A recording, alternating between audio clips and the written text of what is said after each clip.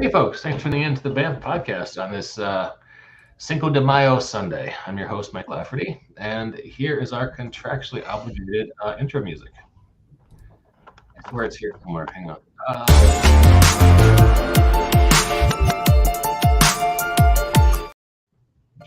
And that slightly abbreviated musical montage assures you, gentle viewer, that this is the high quality, high production value podcast. Only the finest, ethically sourced, geeky conversation for your podcast listening pleasure. See, other shows, it's just a bunch of guys humming. It's just a theme. We have actual public domain music here. Yeah. Other guys just have some hobo they get at Home Depot to, the cash and hand line. They bring up many beatboxes. It's embarrassing, but not us. No, we. Here you have me. And today we are talking about horror science fiction, a delightful blending of two genres. What they talk about is Craig Campbell of NerdBurger Games. How you doing, Greg? Pretty good. Craig is running a Kickstarter right now.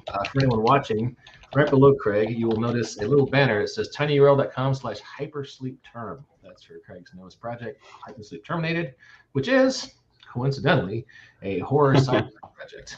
You can check it out. He has funded like over 500%, and he's knocking down knocking down stretch goals. So good time to jump on the bandwagon. Over here, to my right in the Grady Bunch Grid is Mr. Christopher McLaughlin, who is the head pit boss at Ghost Show Press, a lovely fellow who publishes movie criticism that you can pick up. We're expanding to Amazon and Barnes & Noble right now. We're on Drive-Thru RPG. We've got two books there in front of you, Fantastic Flops and Subversive Sci-Fi. Just jam-packed full of interesting and insightful essays about different movies that maybe you've missed. And our first book in that line was called Transgressive Horror, which seems like a perfect fit since it's a horror-themed podcast tonight. Yeah, it is proven that you could use either of these separately or together to stun a cheetah if you're being chased by good sturdy books full of witty and insightful commentary, and they may save your life. It's all in the reflexes with the cheetah. I'm making no guarantees, but hey, let's talk sci-fi horror. Since it's been a while since we have seen you, Craig, you get to go first. Oh boy! Ask you for your favorite one or two sci-fi horror movies. What would you talk about? That's there's so many to choose from. I think I'll give you two. One that's relatively recent and one that's kind of the classics. I still to this day really love Alien. As it's science fiction set, revolving around an alien creature. Something that at the time we had never seen anything like in filmdom. Not quite to that level of that particular imagination. It's a movie that's kind of got a lot of layers to it. It's not strictly just a scare you kind of horror movie, but it's basically kind of a ghost story set in a spaceship, where like trapped in a haunted house kind of thing, where it's not really a ghost, but like more like haunted house is what I'm getting at. And it gets into themes of body horror and violation by something that you can't control. And then a movie that I really enjoyed, and I've only seen it the one time, and I have to watch it again.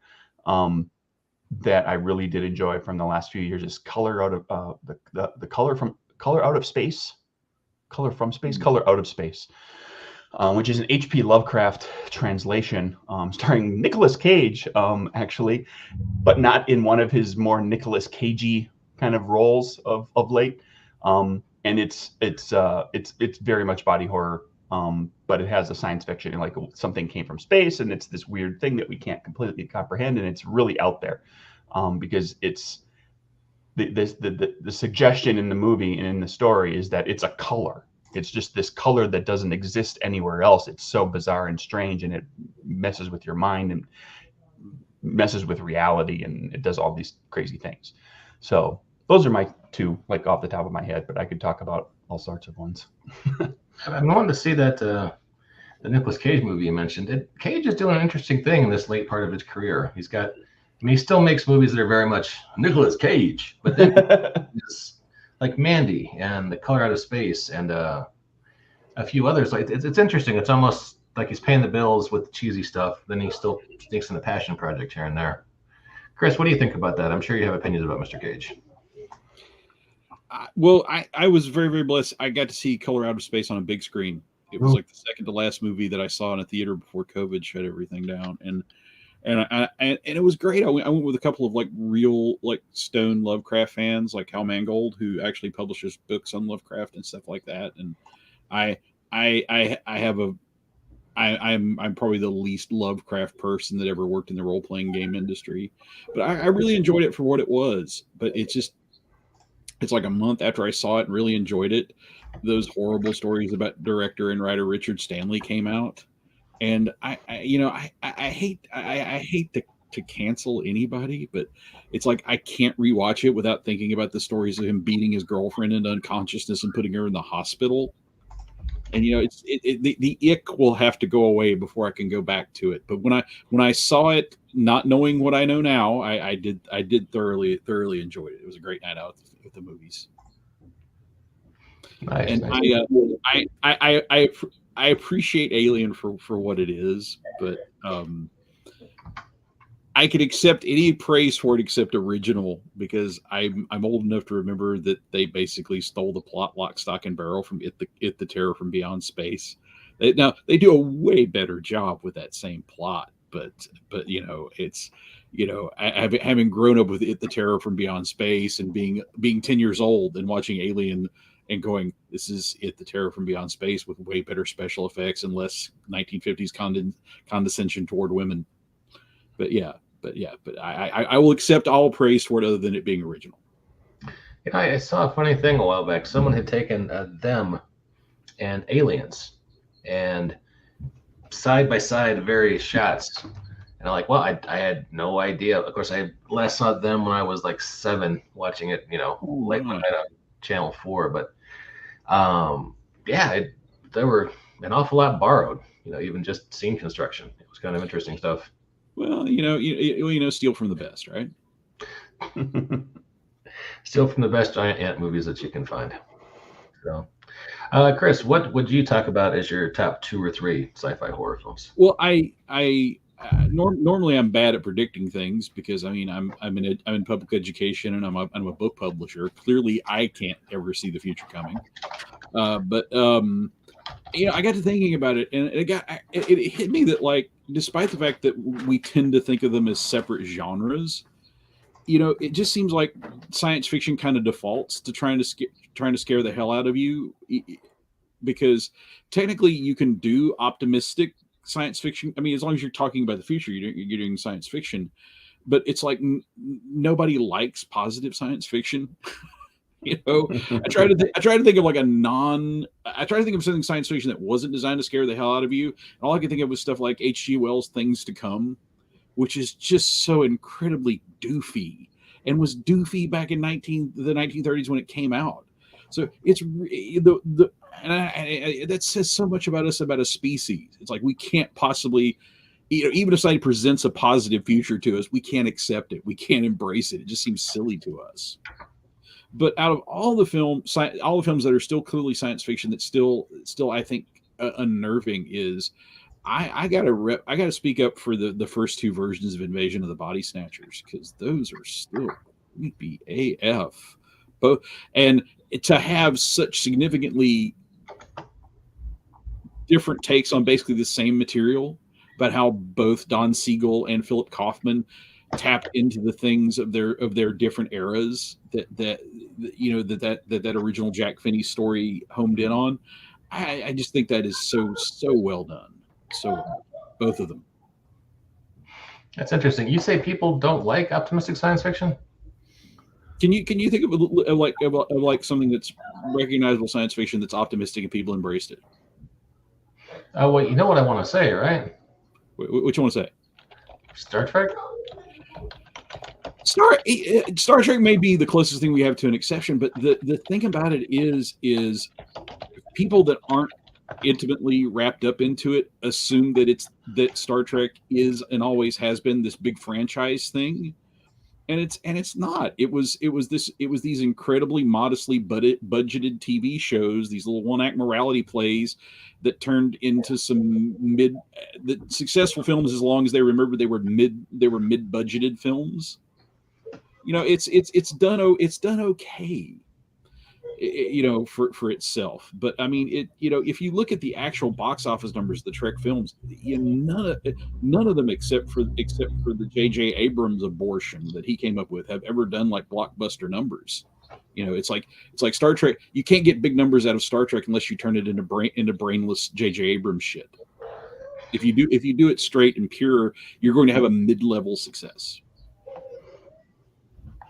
I can't really argue with the box office with you, but fair enough. I would say I feel bad for J.J. Abrams these days, because after the last Star Wars movie, he seems to be in forced retirement. So, speaking of, I have pity for the people that have to watch his movies. Let's focus on the real victims here. Well, we've all kind of discovered that the idea of the mystery box is a bust, and like most of the time, he didn't know what was in the box in the first place. So,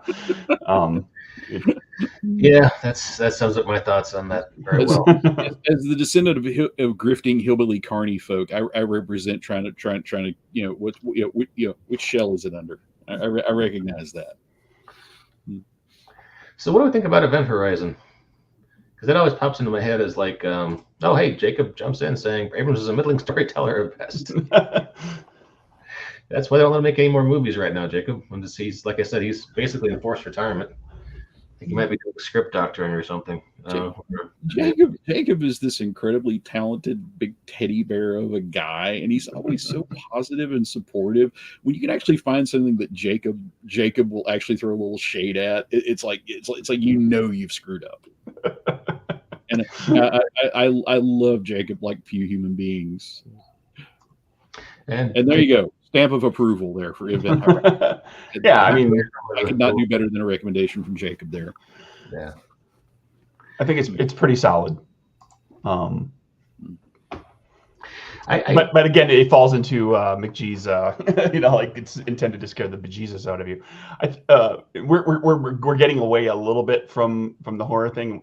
We can by all means get back to that, but I think like would you regard Close Encounters to be largely an optimistic science fiction movie? I think there's things that scare you along the way because you don't know what's going on. There's like I think Spielberg strange, and you don't know why Richard Dreyfuss is doing some of the things he's doing, so it's a little unsettling. But it's largely optimistic, except for the guy abandoning his family. Well, I mean, you got to take that with a Spielberg movie. There's always going to be a screwed up family and a screwed up father kind of relationship with kids, with the exception of the father is actually a good father. Most of the time, there's a messed up father situation. Yeah, but I mean, it's hard to draw much optimism when your main character is. I mean, I've been in the classroom for 29 years. Dreyfuss is the kind of guy that I usually have to refer to social services. It's a little darker for me. Yeah, I suppose it depends on your point of view. But if we're going to stick with Spielberg, then Cocoon, optimistic sci-fi. A lot of parallels between Close Encounters. People have an encounter with aliens. There's some creepy elements, a little scary, but at the end, it's Well, one of them does get diabetes. Yeah, but that you didn't get that from the movie. God, I hope not. Now that would be scary. Yeah. Flight of the Navigator. Although, I mean, the beginning of that movie can be awfully dark. And having Pee Wee Herman. I remember that being out of theaters by the time that I got the Starlog issue that hyped it. I just kind of felt bad for it. The special effects were kind of what they really marketed that on. And, this kid jumps on an alien spaceship, and Pee Wee Herman, Paul Rubens, is the voice of the spaceship. And, there's time dilation. By the time he gets home, his little brother's a big brother. And he's gone from, the 70s to the 80s. And, it's very, there's a lot of culture shock, a la Captain America, Man Out of Time.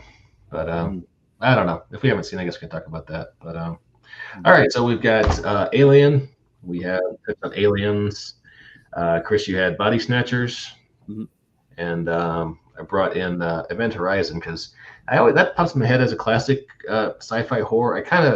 I sort of feel like it was kind of pointing towards Lovecraftian sort of mythos stuff, but like the same way flavored water kind of points towards strawberries or blueberries. You feel like they over it quietly, but it doesn't really embrace it wholly. I don't know. That's my nitpick about that. Otherwise, I would go with The Thing. The Thing I would almost say is more just pure horror. It's just a monster movie. And the sci-fi element. You're talking about the remake, right? Kurt Russell. Yeah. Oh, the remake. Yeah. Sorry, I'm only 52. I haven't seen the original. What? The original is amazing. It's Howard Hawks. Well, yeah. Where would I see it? It's a plant monster.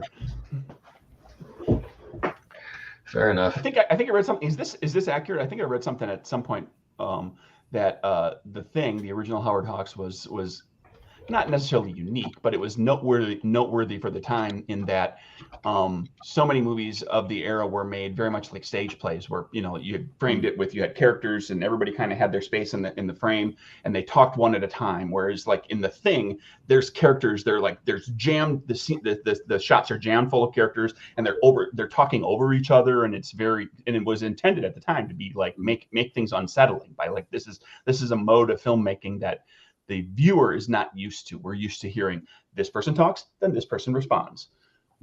And they use filmmaking techniques to actually make it unsettling. Yeah, that's Hawk's signature. And that's why a lot of people suspect that he actually directed it, despite what the credits on screen say. Sure. But it's amazing. And it really was the first time that you really saw an invader that wasn't either like the sillier serial Flash Gordon type stuff, or the at least somewhat benevolent ones like Klaatu from Day the Earth Stood Still. This was the first time to do a serious space monster movie, and with the talent of Hawks and the crew that he put together, it still holds up for me. I still love that one. I've seen it just the once, but it's been quite a while. But I recall enjoying it. It was, it's older. It's got a bit of a different pace to it. Like that's one of the things that you run into with checking out movies from different eras. Like you have to be prepared for oftentimes a slower pace than what you're used to in modern cinema. But for certain types of movies, that works really well because it allows that space to really breathe, and you can kind of just get in the zone of like, oh, this is like things are going poorly for these people, and how much more poorly is it going to go?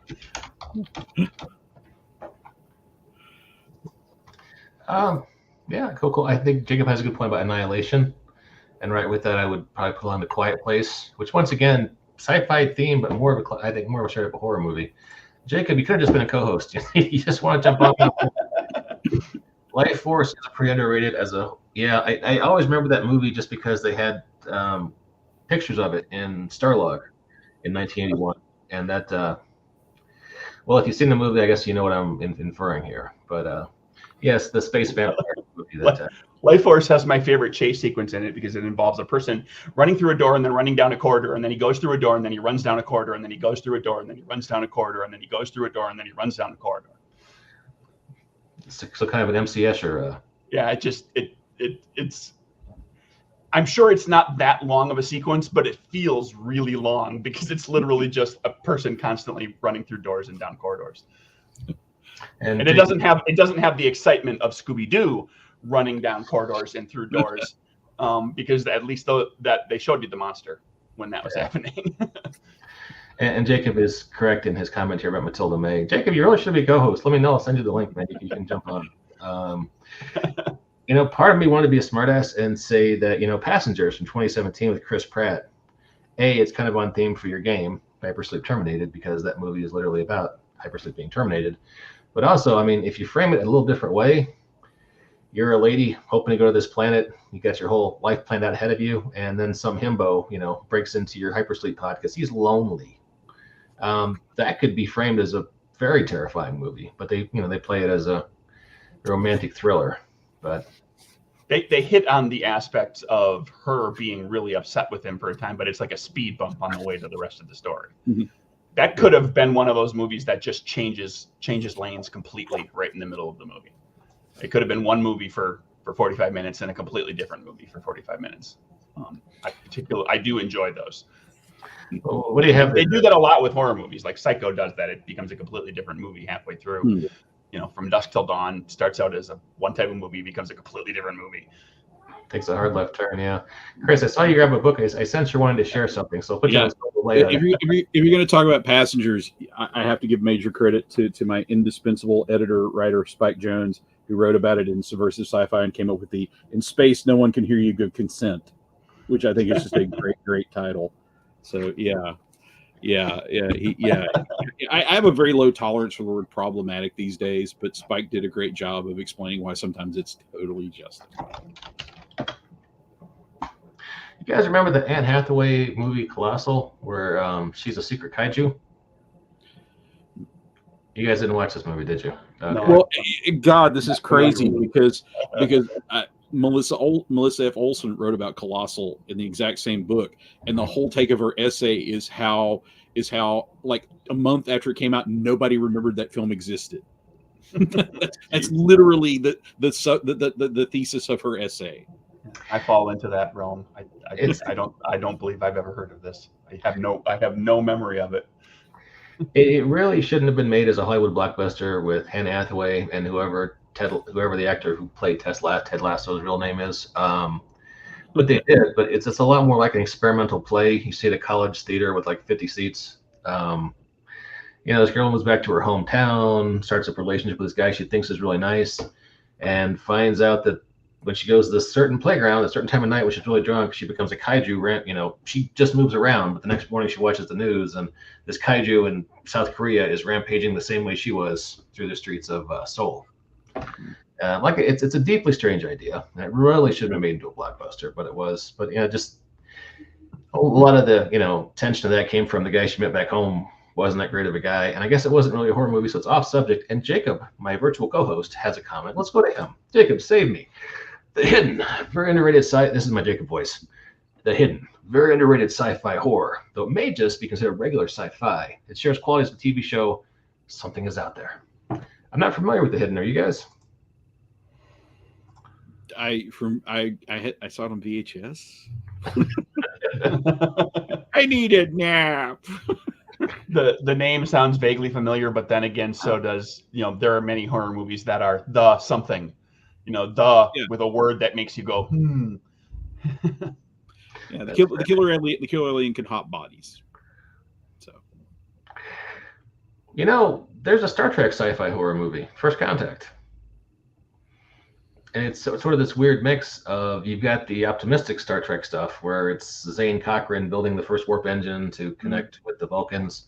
Meanwhile, they're basically doing Die Hard with the Borg and all the associated body horror back up on the Enterprise.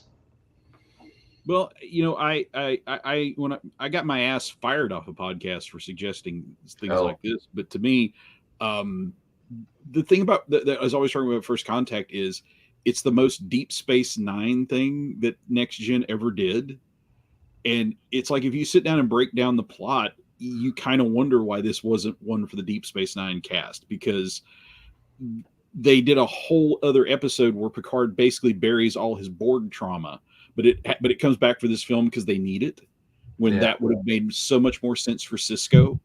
It's a war story, which Deep Space Nine did so much better than any of the other Treks. They desperately wanted the Borg on the big screen, is what it came down to. Yeah. And then when it was all said and done, it was just like another Borg episode. Yeah. Like the Borg stuff is the least. I find honestly the Zephram Cochrane stuff to be the more interesting part of the story. The Borg stuff never gets, other than like, okay, well the Queen gets a little creepy when she's like writhing around with like she's just a shoulders and a spine. Mm-hmm. But there's very little about the Borg. Like at that point, the Borg had lost their luster, like the body horror side of it. Like they never really went for it because it's still Star Trek. Yeah. The Borg as a concept could be really unsettling. Yeah, you they can't had be done scary that. once the Voyager crew outsmarts you. That's fair. Yeah. I don't know the behind the scenes stuff. I do know there were a couple of Deep Space Nine actors who said, "I'm never coming back to play this role again." So that might have been what happened there, or maybe they just wanted to. Maybe Well, there was some production at the time. That would have been the biggest obstacle. Was they were still cranking out weekly shows. Yeah, that's fair. Yeah. So, well, hey, I promised we were going to pivot about 20 minutes in. We're 25 minutes in, so I am late on the pivot. Let me say the URL once again before we get too far, and I forget to hype. tinyurl.com/hypersleepterm takes you to Craig's latest game.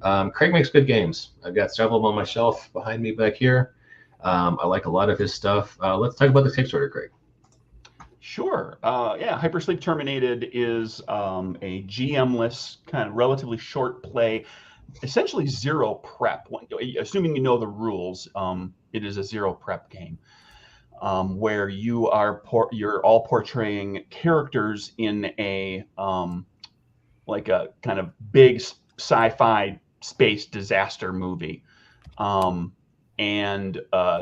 some of you are going to die, and when you get killed off, you or eaten by an alien or whatever, you become a producer on the movie, so you still have things to do that you can manipulate and interact with the story as it goes forward until you tell the whole story, and it plays out in like 2 or 3 hours depending on how many players you have. This pivot brought to you by Hypersleep Terminated. The link you can just jump on. If you're familiar with a previous game of mine called Die Laughing, which is like the horror comedy version of this, where it's like you're all just going to get killed, in a funny way by a horror monster. This uses the same core game mechanic, but it's expanded out a little bit to have where in the horror game you're just getting killed, like it's just about eliminating characters right down to the end until you have the one survivor, right? And then but in this there are win conditions that are built in where you have threats to overcome, and if you can at some point you hopefully will overcome enough of the threats to get to the final threat and defeat that, and then whatever characters are left at that point are saving the day. So it's intended to kind of sort of replicate disaster movies where like particularly space and sci-fi disaster movies where some characters die along the way, but in the end there's like a couple that make it out. Okay. And just to emphasize something, I mean, it's a role-playing game, but also once your character dies, you become a producer on the movie. So you can still exert some influence on what's happening on screen, as it were. Yep. You can decide, like if one character's not in a scene in a particular one, you can, as a producer, spend a producer point to be like, no, your character is testing really well with audiences. You need to get in there so that you need to be in this scene no matter what. And that puts you in the position of having to make a check and potentially losing dice. And it's a dice pool system that as you go, you lose dice. And if you run out of dice, your character dies. Chris, I hadn't realized that the game had this framing structure. I gotta say, this sounds like this is right up your alley. It's a game about making movies. You're looking at me funny. Okay, sorry. But all right, well, hey, this looks like fun. I like the art in here. I see a lot of J.E. Shields art. He's a friend. It's J.E. Shields stuff that's been colored to kind of keep with the black, white, and red color scheme. Die Laughing does the same thing where it's black, white, and red. In that one, because it's a horror game, all the red is blood. And in this one, all the red is well, not always, but a lot of times it's like an alert screen or like a dangerous thing or foreshadowing or foreboding things. Bad things are going to happen. Well, this looks like fun. How's the playtesting gone for this? Playtesting went really well. I ran it, facilitated it, and played the character a few times myself. I had it out with a bunch of different groups. It got there were some tweaks here and there to kind of figure out, like, to make sure we had the right balance of the number of threats that you had to overcome and the target numbers that were associated with those threats versus how many players you had to make it work, kind of fairly well for 4 to 6 players. Like, it doesn't really work for 3. That's too few characters to make it all happen. But like 4 to 6 is kind of the sweet spot for the game, and it plays pretty quickly, and there's no GM, so everybody's playing. Okay, cool. How long does an average session last? 2 or 3 hours. Okay. And it looks like if folks wanted to get in on Die Laughing or Die Laughinger, which is Die Laughing too, they can get discounted copies on this Kickstarter. Yep. You can get a double feature. That is awesome. Okay. So your original goal was like 1,500 and you're approaching 7K last time I checked. So yes. Well done. Well done. Congratulations, sir. Are we talking stretch goals? Well, no, for this one, it's pretty tightly put together and everything's ready to go. So in an effort to, like, I've had Kickstarters where, you have to spend some time kind of getting everything else finished up, and there's maybe art and graphics and whatnot, layout that has to be done. But for this, it's it was I went ahead and just took the shot, took the chance, got it all put together so we can turn it over pretty quickly. So this will fulfill within a few weeks of the Kickstarter ending. That is the way to do it. I love it when projects do that. Just today, I got something in the mail, and I'm like, "This is a beautiful book. Why is it showing up on my porch? Did I kickstart this?" Because it was that long ago, yeah.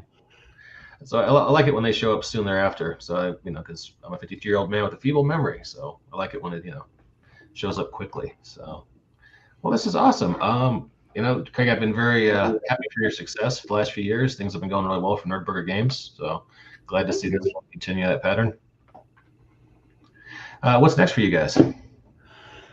Oh boy! I mean, at this point, it's just like some stuff that's kind of in early stages in the works. Because I just had a big Kickstarter last year and just fulfilled Capers Cyberpunk, and then this thing happened. So like the remainder of this year, like on the public side of it, is mostly like convention going and everything. NerdBurger Games will be at Gen Con with a booth. We'll be at PAX Unplugged. I'm doing a couple of local ones around Atlanta where I currently reside. So there's maybe a card game kind of get tinkered around with. There's another game line, like a new game idea, and this one will actually be science fiction-y. So I'm getting, there's a lot of build up. There's a lot of kind of like, I got to get enough stuff kind of lined up to feel confident to okay, now I can start kind of working on the first game, because I'm kind of planning for multiple books in the process and trying to figure out, assuming the first one does well enough to warrant more, I want to know where I'm going. I gotta tell you, I talked to a lot of indie press guys. You're like the most organized fellow, just talking about his business there, aren't you? Well, things change up pretty quickly too, because sometimes if you I do a thing and it's and I want to do I'll do a follow-up or a companion book or something to it, and then the Kickstarter doesn't do terribly well, and I'm like, I don't know if it's really worth doing the thing now, because supplements always sell less than the core book, and when you're very small to begin with, that's a tough call to make. But we'll see. Yeah, no, I feel I have that problem bad. Sometimes I get an idea in my head and I'm like, I have to do a game about space dwarves and asteroid mines. And in my head, there's an incredible blockbuster idea, and it doesn't always materialize when I get it out there. Jacob weighs in, says adventures usually do well. And so that's, it depends on the adventure. It depends. I mean, there's marketing is an art, not a science. I've had some do really well. I've had some, not so much. So Capers Cyberpunk had a book of adventures with it, and quite a few people got that as well. And so that makes it now between the core book, the adventure book, and then there's decks of cards for certain things. That makes for a nice little package of stuff that you can sell online or have at a convention where somebody come up and be like, "Oh, I'm going to get all the things for this." Yeah, I love the completists.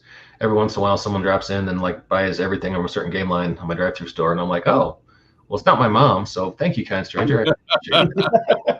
Yeah, that's the best when it happens at a convention. When you can look the person in the eye and they'll be like, "I want one of all of it." I had somebody do that literally. It was a few years ago. It was right before. It was one of the last conventions I was at before COVID. So there weren't as many products, but they literally were like, "I will buy one of every single thing on the table." And I was like, that's pretty awesome. That feels really, really good. And that happens occasionally with Capers, because there's a number of products for that too, where at a convention, somebody would be like, "I'll just buy everything." Well, Capers is a fun game. And I mean, you got I've lost track of how many supplements in different time periods you've covered in that game, but it's quite a few. So core Yeah. book, 3 supplements, plus Yeah. the end game book, which is Caper Cyberpunk, which is its own book and has its adventures, and there's cards, and there might be one more thing. I'm gonna wring the last of my Capers ideas out into a book. I'm thinking into a supplement. Nice. The last set of powers that I have kind of in my mind, the last set of alternate rule stuff, supplemental stuff. Yeah. Well, that'd be cool. You know, I was talking to a guy who was doing a 1980s themed. They can't say Miami Vice. We'll say 1980s themed game, and he had this add-on that was a USB that contained a synthwave soundtrack for his game. And it was shaped like a. Well, you're old guys. You remember those cassette decks we used to have in our cars? Mm-hmm. And if it got too funky, sometimes they would all come out like spaghetti, and you have to carefully, unthread it and rethread it. But yeah, like, man, that is cool swag. I wonder how you're making a profit on it, but that is cool swag. I played back in 2018, 2019. I played in a game at Gen Con it was a Savage Worlds game, and it was this guy that did a different Savage Worlds adventure every year, and he went through the decades, and for the year that I was there, it was the 80s, and it was all like 80s iconic characters from TVs and movies. Like you were playing, like I was playing Sonny Crockett from Miami Vice. And it was a monster thing, but it was Sonny Crockett. And then there were other characters. And he gave everybody a CD, like a mix CD of 80s movie themes and TV show theme songs and everything. And I listened to it on the way home in the car. That's pretty cool. That almost sounds like Carl Kiesler. I know he used to do stuff like that. A lot of props to the Halo stuff. Well, hey, we're coming up on 40 minutes. I usually keep these shorter than this, but it's been really nice talking to you guys. One last time, let me throw the URL out there, tinyurl.com/hypersleepterm. You can check it out now. And you've only got a week left, is it? A week and a half or whatever. It'll be a week from this coming Thursday. It'll wrap up. But if I don't want to read a game book and I want to read a book of criticism and discussion about movies, where would I find such a thing? Well, that's a good question. Chris, can you take that one? Well, you can go to Drive Through RPG, and we Go Show Press. We are under the aegis of Fane and Goat Games, and you can look up our titles: transgressive horror, subversive sci-fi, or fantastic flops. You can look them up by name, or you can just find them by going through Fane and Goat Games, and you can get actual books. You could get PDFs. You could get EPUBs. Whatever you want to read, we'll make it happen for you. And thank you for asking. That's very kind of you, sir. Sure. Appreciate you bringing that back. And if you want to follow Go Show Press, I imagine there are links to the books on this page, facebook.com/GoShowBoss. Yes. Yes. And, pictures of the holes in my roof that these books help mend. Nice. All right, fellas, been a pleasure talking to you. And hey, wait, one more comment. Is it from Jacob? I bet you it's from Jacob. No gratuitous barbarian fantasy. I don't have any gratuitous barbarian fantasy. Well, it depends if it's going to be in the avocado jungles of death. If you know, you know. Now I'm curious. Just look up, in quotes, avocado jungle of death. I will open an incognito browser for that purpose. Make sure your kid's in bed first. Yeah. That's always a challenge. All right, folks. Thanks for tuning in to the Banff Podcast. Please check out Go Show Press. Quick link, facebook.com/GoShowBoss. Check out Craig's game, tinyurl.com/hypersleepterm. 10 days on that. And we'll catch you next time on the Banff Podcast. Jacob, just be a co-host next time, okay?